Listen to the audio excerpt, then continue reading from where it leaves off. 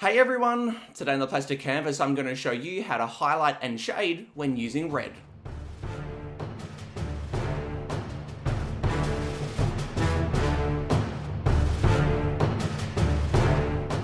Hey everyone, Matt here from the Plastic Canvas and welcome to today's painting video.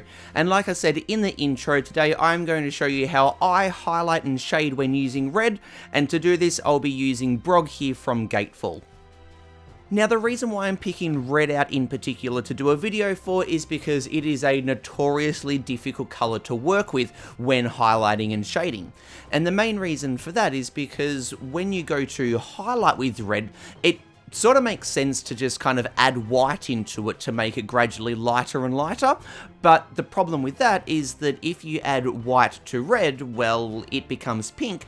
And if you look at something that is red and is being hit by light, it doesn't actually turn pink. So we need to find a way to lighten the red off so that the thing that we're painting actually looks like it's being hit by light without just making it look pink. And to do this, when we get to the highlighting, is to start to mix in orange, because orange is a colour that is very, very similar to red, but is just that little bit lighter, so it will help us create that effect that light is hitting a certain part of this material here, or whatever the thing is that you're painting red, without actually shifting the colour too far away from being red. The other little trick, I guess, that we're going to use is to make our shadows super, super dark, much darker than what they probably actually would be, which is then going to help boost the contrast, and that contrast is going to help those highlighted parts appear even lighter so that we don't have to over-highlight to get that brightness.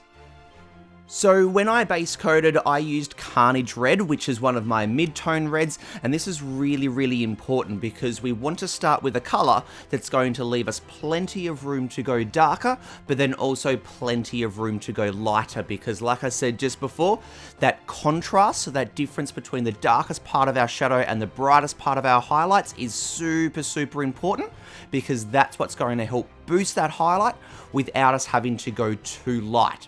So if we start with a nice mid-tone red, whatever you've got in your set of paints, that will then give you that room to go darker as well as going lighter.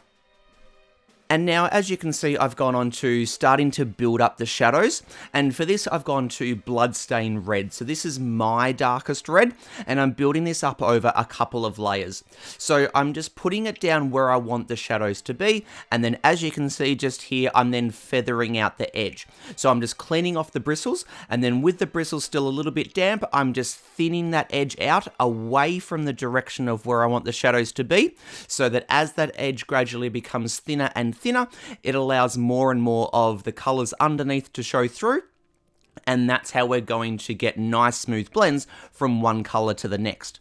So I did one layer, let it completely dry, and then now I'm putting the second layer down. And so I mentioned earlier about how we want to have really dark shadows so that it contrasts really well against the highlights that we put down. And so to really darken these shadows off, as you can see, I've now added a bit of black in. So for this layer with the black mixed in, I'm not covering all of the shadows that I've already painted, just where I want them to be at their absolute darkest, but then just like before, I'm feathering those edges out so that these darker shadows blend back into the shadows that were already there, which then blends into the base coat colour.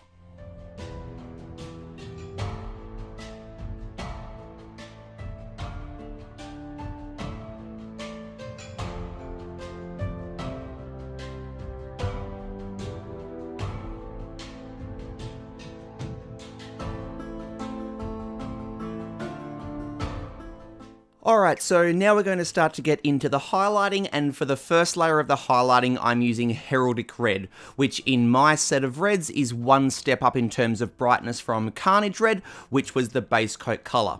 So the reason that I'm going one step up straight away is because I've already got the Carnage Red showing through from the base coat, so I don't need to repaint that. I want to start stepping the brightness up. So we're just going one brightness level up just for our first layer of the highlighting. And so you can see here, I'm just putting it anywhere that I think the light would be hitting. And then just doing the exact same thing that I did when I was painting the shadows. So I'm cleaning the bristles off, and then with the bristles slightly damp, I'm then just feathering out the edge away from the direction of where I want the highlight to be at its brightest, so that it starts to allow that Carnage red to show through. So then we'll have a nice blend going from the Heraldic red through to the Carnage red, which is that base coat color, and then into the shadows. And so now we're going to do the second layer of the highlighting, and for that I'm using Magma Red, which again is just a step up in brightness from the Heraldic Red.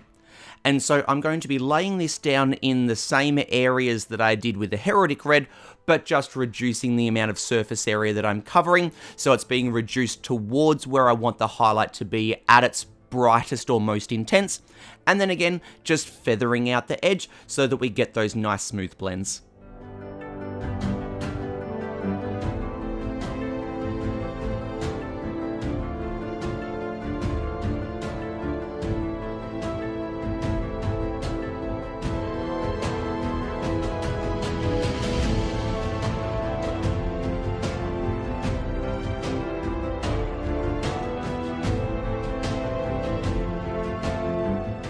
Alright, so now that we've got a couple of layers of that highlighting done, we're really going to start to boost the contrast now by mixing in some orange.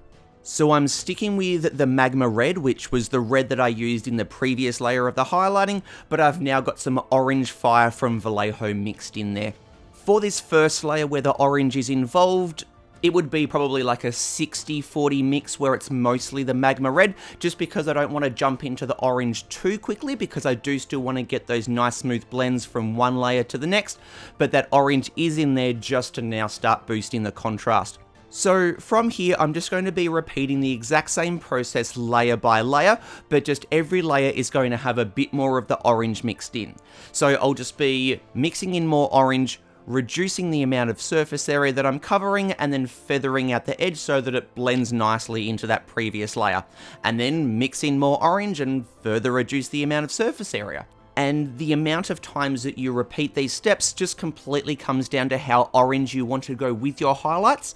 But do just keep in mind that you do still want it to look red, you don't actually want whatever it is that you're painting to look orange.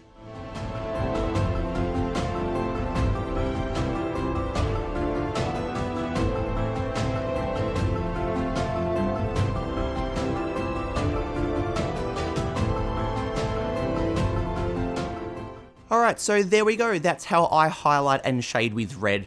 So like I just mentioned earlier in the video, you just want to make sure that you're mixing orange into your highlight so that you don't turn it pink, and that you go nice and dark with the shadows so that you can use the darkness of the shadows to contrast against the highlights, so that you then don't actually have to over-highlight and go too bright.